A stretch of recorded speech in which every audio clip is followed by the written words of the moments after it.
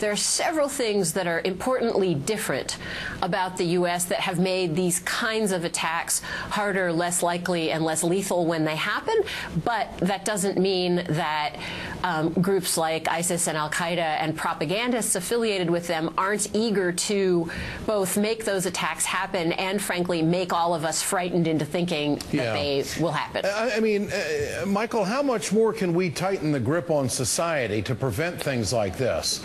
I mean, there's a great deal of pervasiveness that's going on right now that a lot of people object to. But now when something like this comes up, when you start talking about the militarization of police, you start to understand it a little bit or maybe view it in a different light. Your thoughts? Well, you know, as I was listening to Heather's very wise comments, I was thinking, yes, these attacks were professional, but they reminded me of many of the massacres we've had in the United States in the last few years that have typically had about the same number of fatalities and sometimes more. Virginia Tech had more. Newtown had more. These are sort of like the Colorado tragedies that we've seen in terms of the number of fatalities. When you have an AK-47 in your hands, it doesn't take a whole lot of planning or expertise to kill a dozen people.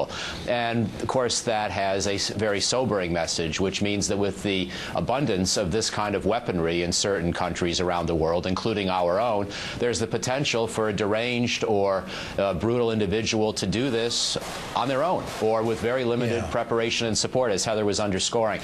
I don't think, however, that we're likely to see, you know, we have enough tragedy in the United States and we have enough of our own homegrown mass shootings, and it's hard for jihadists who have been in Syria or Iraq or wherever to get into the United States. It's not impossible, but it's hard.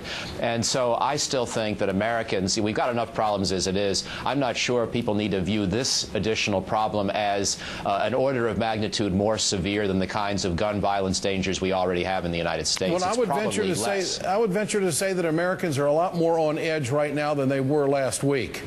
That if you have a former Bush administration official who worked in security and intelligence say that this is a new genre of terror attacks, people are going to start wondering, well, what the heck does that mean for us? I mean, is this what we're going to start seeing? Are these networks happening?